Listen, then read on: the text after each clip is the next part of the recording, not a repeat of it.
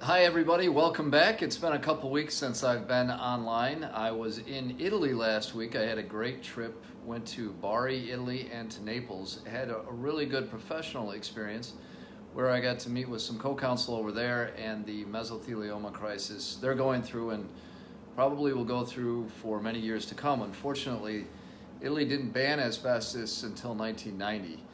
Where United States didn't ban asbestos, still hasn't, but all the way through 1990 it was quite commonly used. So I met with a lot of Italian men that were in the Navy in the 60s and 70s and now have mesothelioma. I actually met with almost 12 different living individuals with the disease. So that was very unique for me. Usually it's one at a time in the United States, and there they have so many cases, they actually do it in groups.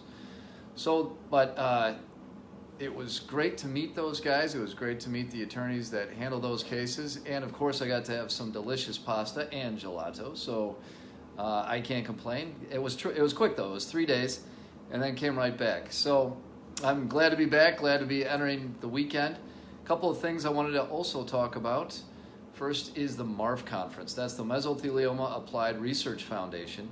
And we had Mirella Stefanescu go out there from our law firm and represent, and it was an amazing experience for her.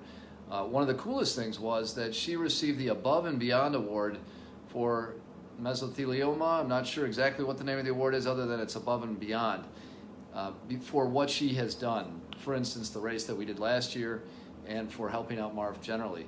It's a group for survivors and for family members. Survivors and fighters is a big phrase they like to use. So if you're sitting here watching this, you have mesothelioma or a loved one does, I would definitely encourage you to get online and check out what MARF does for everybody who has been touched by this disease.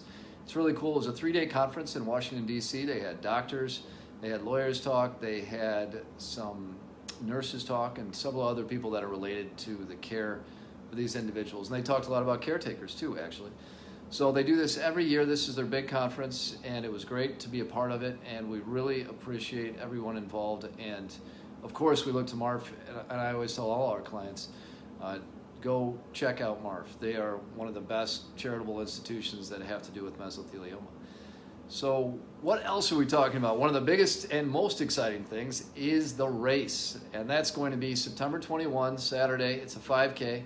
Registration opens on Monday. So today is Friday. That means Saturday, Sunday, Monday. 3 days from now, you can register. We already had some pre-registrants if you raced last year, you can register now. If you're brand new, you can register on Monday. It's $40. You get a medal, you get a long sleeve t-shirt, and you get a goodie bag. And it's a beautiful day in September. You get to meet all kinds of different people that have, families that run for their dad, or we have a lot of students that run just because they're in the area.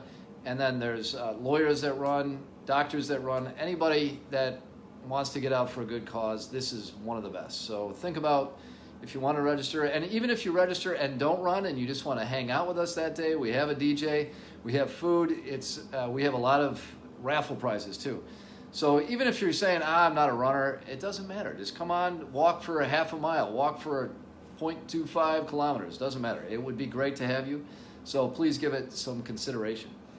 Now today we're talking about the subject of what is the impact of filing a mesothelioma lawsuit? Meaning, you're sitting there saying, I don't think it's worth it, I don't need the money, why would I put myself through it? And I'll tell you, after having gone through probably upwards of 200 cases and working with 200 different families plus, and then all the families that we're already working for currently, the impact can be quite profound on a lot of people in a lot of different ways from one lawsuit. And I think it really is something that's worthwhile. Of course, you could say everything looks like a nail to a hammer, but it goes much deeper than just me being a lawyer saying, yeah, you should file a lawsuit.